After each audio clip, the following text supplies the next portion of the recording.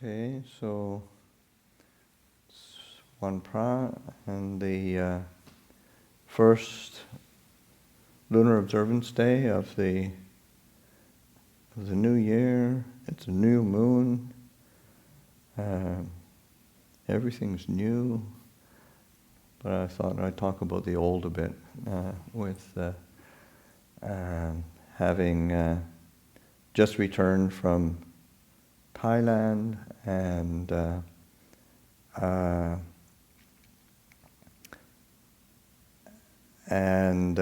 from mid-November till I returned December 28th, and then I just finished off a short period of quarantine just to make sure that I was virus-free.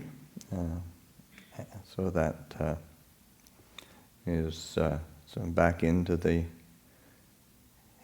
mix of the community.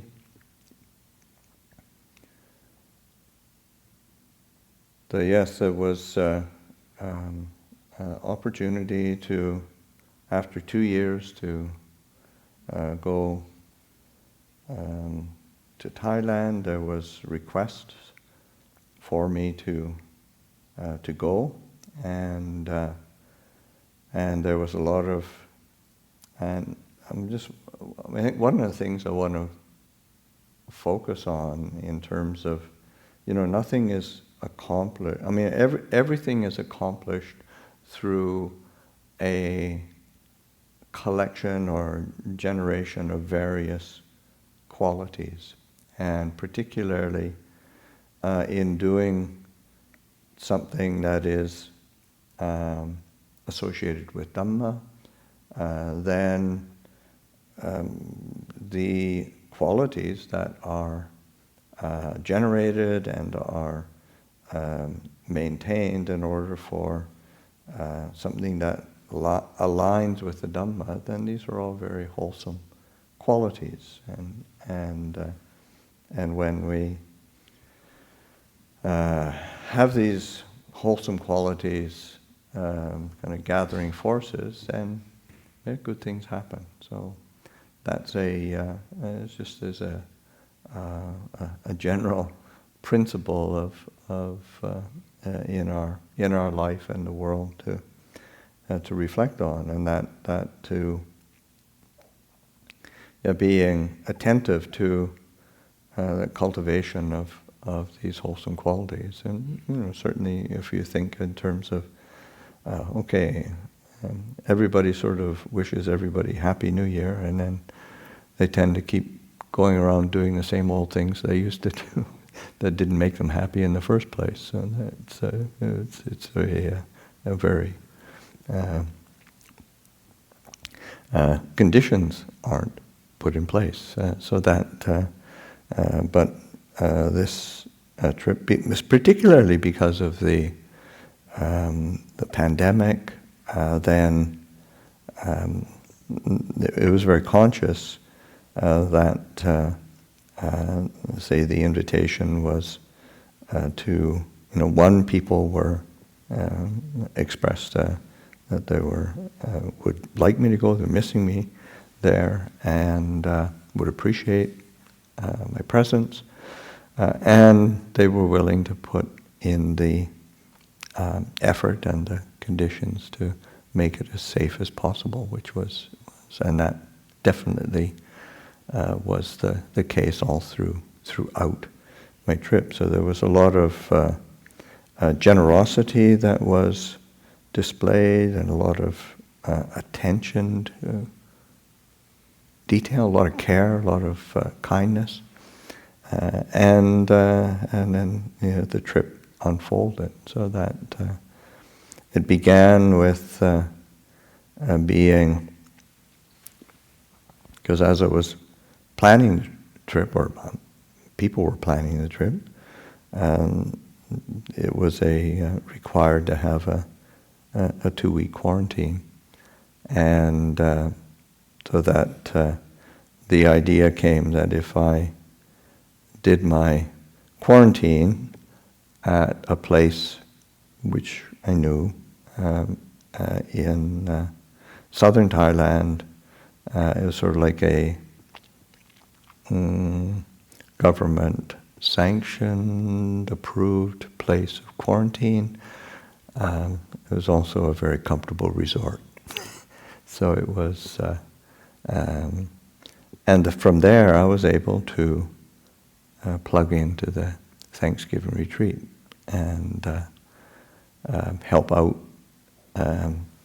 Here, the Thanksgiving retreat took place here with Ajahn Yaniko, Ajahn Dhamma leading it here, me plugging in from Thailand, southern Thailand, island of Phuket, and then it was managed from Kathy being in Hawaii, and so it, I mean that's the Dhamma these days. It's happening kind of around the world, and there is this online capability, and it's quite an opportunity. So there's people here who are doing it. Then there's a few people who had the opportunity to join where I was, and so that we were able to do a period of retreat and join everybody for the Thanksgiving retreat, and it worked. It was a little bit of a work. I've never given a Dhamma talk at 4:00 in the morning, which is what I did every day. Although there might have been, when I was living in Thailand, you have these incredible Katina fests where it's all-night Dhamma talks, and if you're more junior, you'll end up getting at the end of the night 4:00 Dhamma. Everybody's kind of zonked out. You end up at the 4:00 talk because everybody's asleep anyway. So, or they're sitting there conked out. But anyway, there was 4:00 Dhamma talk. I'd never done that before, really consciously. And then so in order to get ready, my day started at 2:30, and get up and do my exercises and have a shower, and try to wake up and be ready to say something. But it to me it lent itself to a really nice rhythm of the day, because it gave a talk at 4 and then sat. Because it was early morning, that's usually my quietest time for sitting. Then when I sat through till the Q&A sessions and joined for the Q&A sessions, and then when the Q&A sessions were over, about 7:30, and for me, about 7:30 in the morning, go for tea, breakfast, clean up, and then came back about 9, and then we had another sit, and I made myself available for Q&A amongst the people who joined the retreat there, and then I think it was 10:00 there was evening puja here, 7:00. So we joined for the puja, and then after the you guys were doing evening puja. After the evening puja, then and go for a meal time. So then and then there's usually an open afternoon, and then come together again at 7:00 and have a sit, and then 8:00 was morning puja here, and so then we joined for morning puja, morning chanting here. So it was a it ended up being a really nice rhythm for us. I think people. One of the people who came down from Bangkok to join the retreat, she was just going to stay for a few days because she had responsibilities, duties, and whatnot. And then after 3 or 4 days, when she was supposed to go back, then she just said, "Oh, this is too good to pass up on," and stayed through to the end. And it was nice. The owner of the place was there the whole time. She was very appreciative. So that generosity and appreciation, these are qualities that they go together. And so that there was a lot of generosity for me to be able to go. I certainly appreciated it, but then also the generosity of having a Thanksgiving retreat, and that pulled so many people together. There was a lot of appreciation. I know there were people in Bangkok who were plugging into some of it as well. So that it's sometimes it's easy to kind of wonder as you trudge up to your kuti, day after day, and go through the daily routine. What am I doing here? Is this beneficial? But you start realizing that what we're doing here has brings many benefits, and there's a lot of appreciation for the kind of lifestyle, the commitment, and the example that is set. So that by that sense of giving to one's life and practice in a generous way, there's a lot of appreciation for that. So that just seemed to be a theme through the whole 6 weeks that I was in Thailand, and I think it's a theme that really repeats itself through all of our lives, and is worthy of kind of reminding ourselves of, because it can sometimes appear very ordinary and mundane, but it isn't. It's something that is extremely useful. And so then because it was, after that period, after the Thanksgiving retreat was done, then I ended up traveling north to Bangkok, and there was the people who were organizing made sure that places where we were staying were just how do you say, safe places to be, and everything was organized well. And then we traveled. Took a few days to drive up to, and we drove everywhere. Didn't get on a plane. Once we got, they made a point of,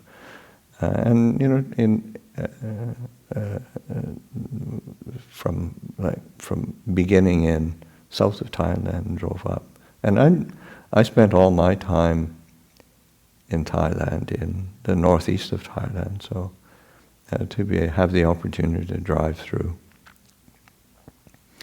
southern Thailand was quite interesting, because I'm just unfamiliar to me. There's very distinct regions in Thailand, and the south is a distinct region with its own dialect, and I've had a chance to sort of hear people talking and say, okay, wow, this is different, and wasn't able to keep up.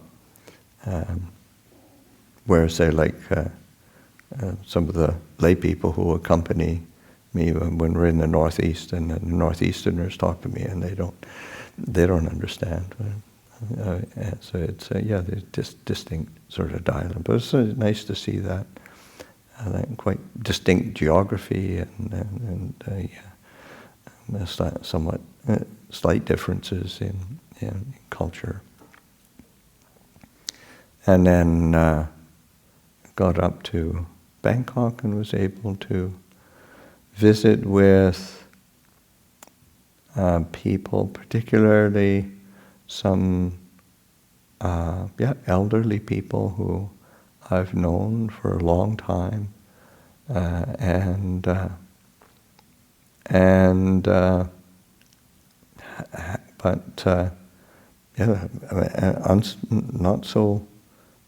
not so stable health. So I went and stayed at a place where, I wasn't quite sure whether, because I'd heard that it's a place that I've stayed since before I even came to America, and every time I go back, I always stay there. She has a kuti in the garden, and but the last couple of years she's kind of not bedridden. Bedridden. They get her up and sit her in a wheelchair and whatnot, but she's not mobile and not really able to speak, and not able to. She can hold her body up, but you can't tell immediately whether she's how much is comprehension is there, how much is it's typical after sort of a brain sort of falling apart to a bit, and but got there and immediately start talking, immediately kind of smiling and happy to that I was there. So that was very touching, actually. And of course the family was there, so they were over the moon, various friends, Dhamma friends. She's somebody who has been involved in Dhamma practice for a long time, and so there's always good people around her. And but anyway, just being able to join. So that again, it's like another theme, because it was two full years. Then really recognizing that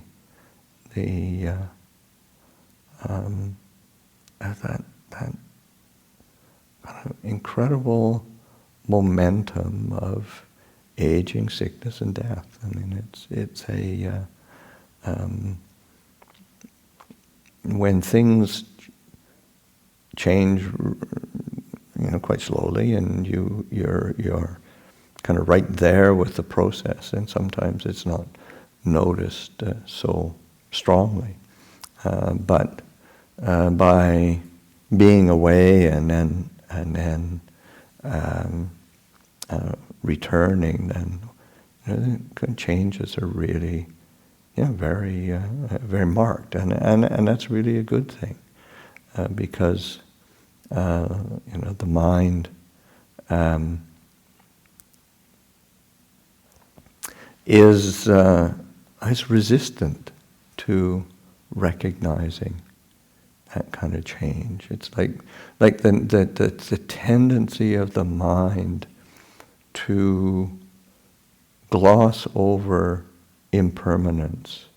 It's like in the I don't think it's in the suttas. I think it's in commentaries, but where like anicca, dukkha, anatta are hidden by things, so that the anicca, impermanence, change, is hidden by what's called santati, or continuity, so that there's an apparent continuity that we see and recognize and experience, but because of that continuity, then it's easy, if you don't give appropriate attention, If you don't give careful attention, yoniso manasikara, then one doesn't recognize or doesn't appreciate or doesn't bring in, internalize that reality of impermanence. So that just to be able to make that an object of reflection and investigation, and because say the default option is trying to find the continuity, trying to find the bits that don't change, so that it's not doesn't shake you up, doesn't challenge your comfort zones. And the same goes with dukkha and anatta. There is a sense of the, like, dukkha is covered over by like a change of postures, or and it's both a physical and a mental change. So that in terms of physical, when we feel discomfort, we feel dukkha, we feel something painful, we move to get out of it.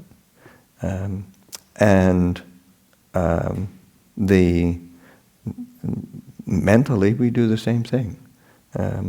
We move, we shift, we move, we change.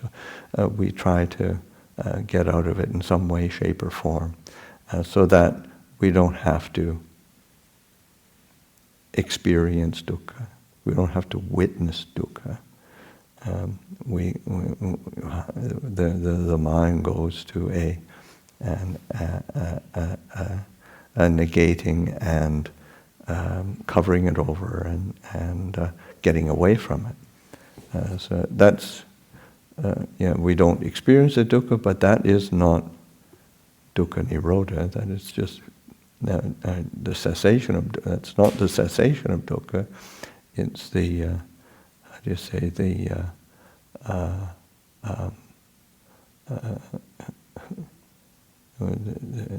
just putting off into the future what one should be really experiencing now.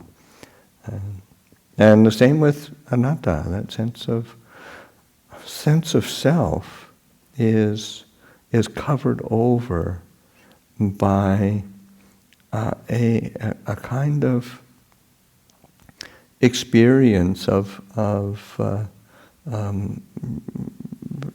the sense of a kind of a sameness, or a sense of solidity, and there's a feeling of solidity, but of course it's not. It's a feeling of all of one piece is kind of how the word is translated, and that sense of it, of things being solid, somehow real, and of course anatta, it's actually the Buddha is pointing to a reality of the kind of emptiness or hollowness of this sense of this propped up sense of me and I and mine. So but of course it tends to be experienced as something very solid, all of one piece sort of thing, and it's really not. That's an illusion that's created through perception.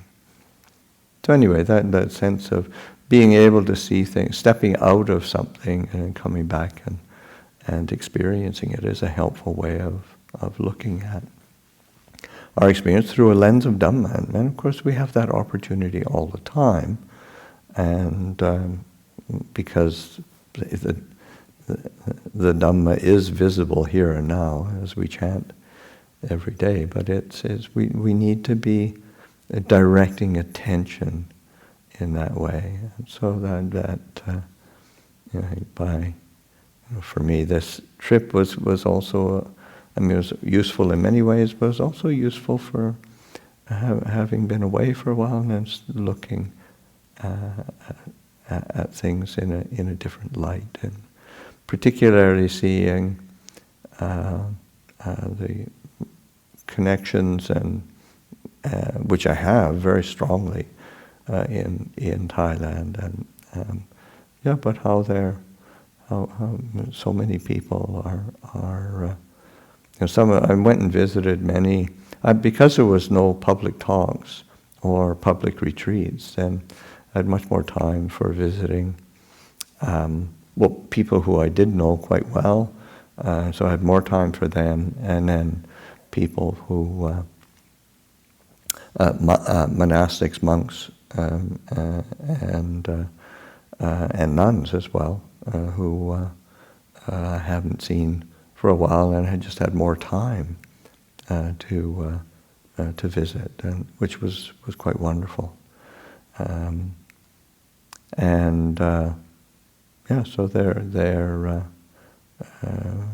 seeing these changes and reflecting on how that it is the way of nature. And so that being in Bangkok, I had opportunity to. One of the things I did, which was quite wonderful, was I went to Wat Phra, Temple of the Emerald Buddha, and which, I mean, that's like a national shrine. It's this kind of the heart of kind of Buddhist symbolism in Thailand. But you'd never go there as a monk because it's full of tourists. And but of course there's hardly any tourists, so it was great. And then because there's hardly anybody there, then the kind of custodians who are civil servants, they were just really delighted to sort of take us around the kind of, normally it's only the front bit that people can go up to, and then they took us around the back and explained all of the, because it is a huge shrine, and showed us all of the different aspects of the shrine, and paid respects here and there. It was quite wonderful, and then of course paid respects to a couple very senior monks, the Supreme Patriarch, who's very gracious, and then the head monk of all of the overseas monks, he's been I think not quite I don't think it's a year yet. He was appointed the abbot of Wat Po, which is a very old ancient monastery, and so having time with these old monks, they're quite lovely, and got to visit with Lumpur Biek, who is his monastery has been closed because it's right in Bangkok and quite close to a large population, kind of housing estate all around it. Then it's been closed, and he's still, like, say, some monasteries close for shorter or longer periods, and but they haven't, unless there was some people who were very close to the monastery. They haven't been going out on alms round, and they haven't been receiving visitors from outside. And that's, many of the monasteries, that's quite a huge change. Is with the pandemic is the that by necessity having to not have as much contact with the lay community, and the lay community not having as much contact with the with the monastery. So it's there's kind of a hole in people's lives of missing that contact and that and yeah, not having a regular alms round. I think Wat Nana Chat, Wat Papong, it was about 6 months where they didn't go alms round at all, which has probably never happened in certainly in Wat Papong's history, and certainly never in Wat Nana Chat's history. But there is a certain caution and and I didn't feel a whole lot of of course I was missing that opportunity, but there wasn't a whole. I didn't feel any kind of resentment or anger about it. It's sort of like, yeah, what do? You just deal with it. It's a global pandemic, and that getting on with the practical elements of how to get by, maintain connections in the best way they can, and so it's a very practical. It's probably one of the reasons why, say, like in Thailand, I was looking at some of the statistics, and the rate of infection in Thailand is about 1/5 of the rate as in America. So they've just managed it through, wearing masks, social distancing. They don't have everybody's sort of waiting for vaccination so that they can be a bit better protected. And that is just a very practical approach, which is, again, interesting to see how people respond to say, situations of difficulty. They got to something else that was really very pleasant. So we're leaving the south, or leaving Phuket, coming up. The weather changed. It was like 2 weeks of really cool weather, which was not guaranteed, especially in, say, like in central Thailand and the south. The winter is pretty tropical, and at places that were in that sort of Bangkok area, went to visit Ajahn Jandi, Ajahn Tan, Ajahn Prateep, and the weather was really pleasant, that was a treat. And so, but there.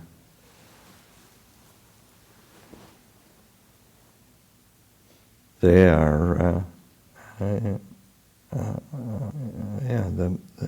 as monasteries, these are really solid places of practice and training, and they're coping quite well. I went up to, after being in Bangkok for a while, I went up to, started driving up to the northeast of Thailand, and one of the things I did was again thinking of the how the availability of things on because of the internet. I visited Ajahn Jayasaro. He has a new sort of a place that was offered for him to stay when he comes to Bangkok, at a school that he goes to, regularly. He's had a connection with that as a kind of as a patron of the school for a long time, and so went to visit, had the meal with him, and one of the things we did while I was there, he made it happen, was to pay respects to Prapayutto, and by going on probably FaceTime, I guess, and so that there's a great picture of that was taken of me and Ajahn Pasanno sort of bowing to his phone.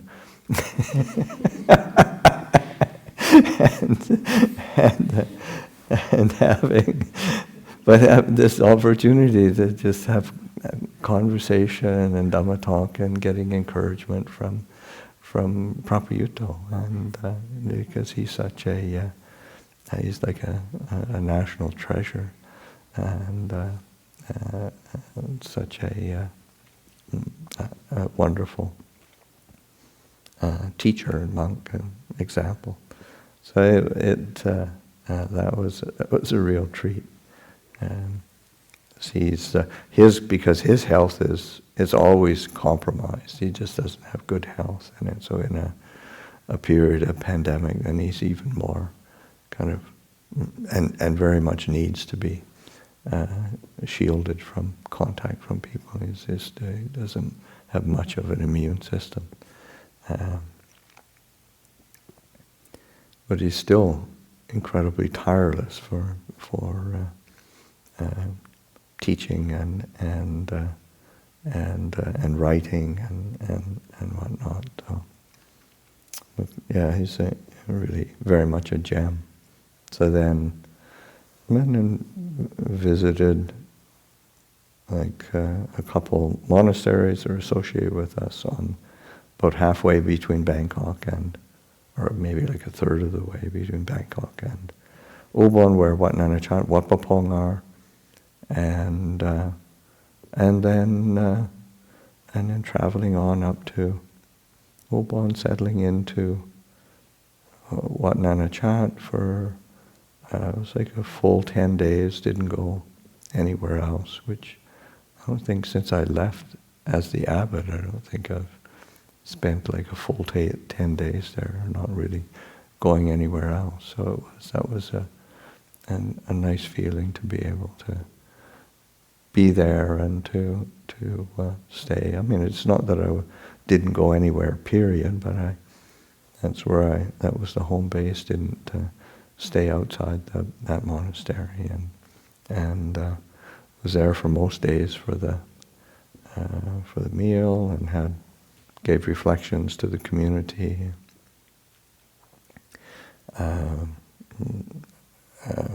Say in the morning time, had Q&A sessions with them. I guess it had been the full moon 2 weeks ago.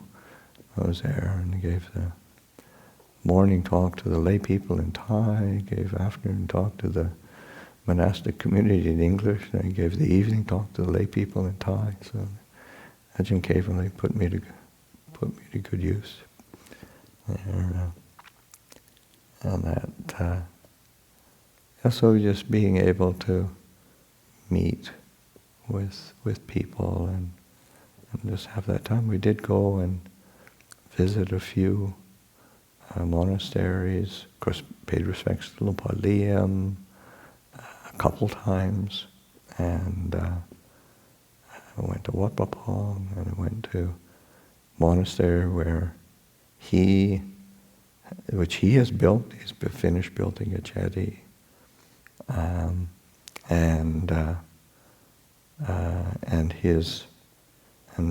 able to visit his. He's staying at Wat Papong these days. I went out there, but then visited with his sister, who was a nun. I'm not sure how long. I'm sure she's been a nun for 50 years. I mean, certainly more than 40, and so that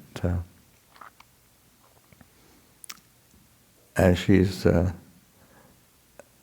always. I enjoy talking with her because she's almost like a clone, like a female clone of Luang Por Liam, which is very sweet. It's quite a delight. And then I visited Luang Nek, who's spent time here, another senior monk, Luang Por Tun, and these are they're sort of the senior monks of Wat Pah Pong who are getting older. Luang Por Liam turned 80 in November, and there's with the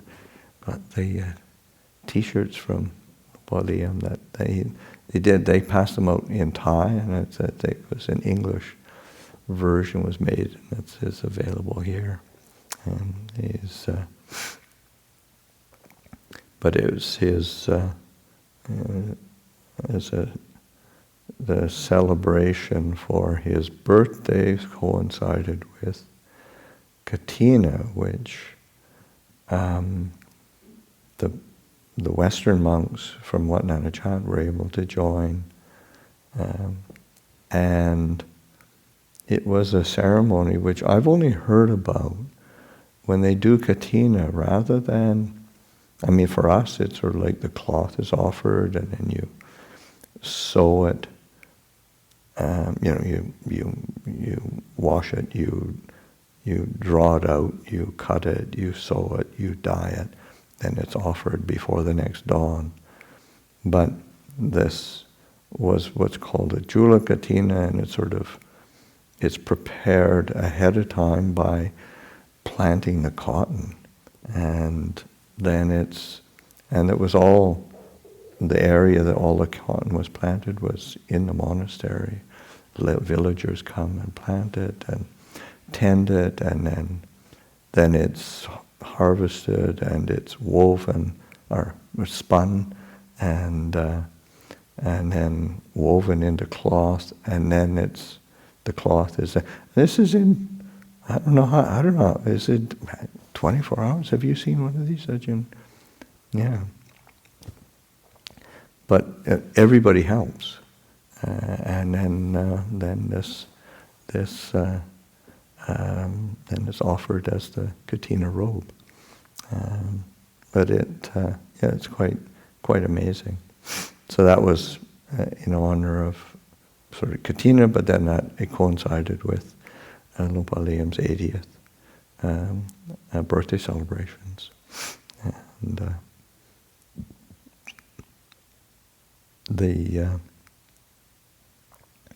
and then being able to see the place. And Luang Por Liam really spoke fondly of the place where he grew up, and then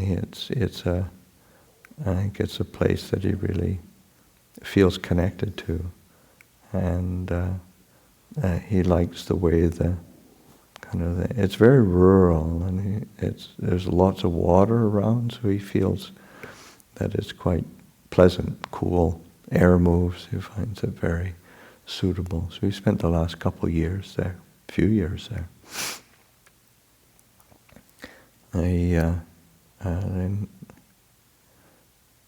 So that's spending time. One of the things that I did toward the end of my stay in Wat Nanachat was to go and visit a few of the old villagers who just can't make it to the monastery anymore, and went and visited them, and it was very touching. Because their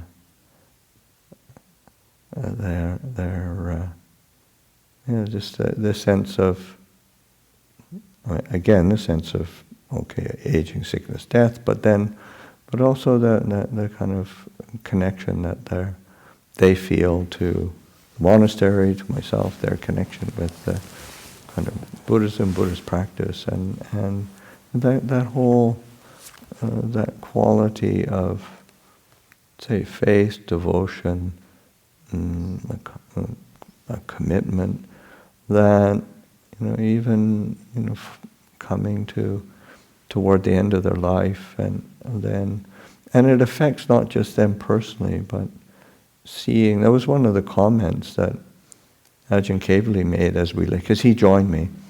He made this comment, which I thought was very astute, was sort of like, each place that we went to, both the homes as well as the families were just really very present and involved, and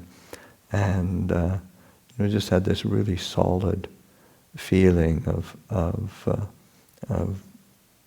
kind of cooperation and attention to detail. One of the people was 102 years old, and he and as soon as I said, okay, normally he'd be out offering food in the morning, but say 2 years ago he only made it out a couple times, and then this time he was not getting out of bed, which at 102 that's yeah, fair enough. And I got in there and he's laying down. He's not. There's not much there, and I come in and his eyes are closed and he's laying, and they've got a nice hospital bed for him, and all sorts of children, grandchildren, great-grandchildren are around, and then they call his name and say who's there, and immediately he has this big smile, and we talked and chatted, and then I gave him a picture of myself. And as soon as I gave him, he was looking at it, and just tears come to his eyes. It was very moving, very sweet. And these, connections that you make over time, and that these connections of goodness. And I'd say something that is, really worthy of cherishing, and same. I went, back down to Bangkok I only had a couple days, but then one of the people who I've known since before I came to America, and have gone every year to visit and teach there as a nun, Meiji Sansani, and she passed away early December when I was there, and she's had cancer for a few years. It when she was treated, went into abeyance and came back, and it just was very quick. So it was the day before I went, they had done an ordination for a group of nuns, quite a large group, I don't know, 60 or 70, and in honor of dedicating, say, the merit to Meiji Sansani, and in honor of her life, and then so then they were looking for a time to have me go and visit, so that's a great time. Come and then give a reflection to these newly ordained nuns, and encouragement for them, encouragement for the community. Of course, it was it's right in Bangkok, but they did a lot of. That was probably one of the only public things I did, but they had a lot of protocols for letting people come in, and everybody was checked and whatnot. So and similar with, say, some of like going to pay respects to the Supreme Patriarch, then you needed to have a COVID test like the day before. Get your positive test, an ATK test. It was so I've had lots of occasion over the 6 weeks to have things pushed up my nose, and what's interesting is just the variety of different ways it's done, and it's really amazing. There's some people that have some real finesse, and others not so much.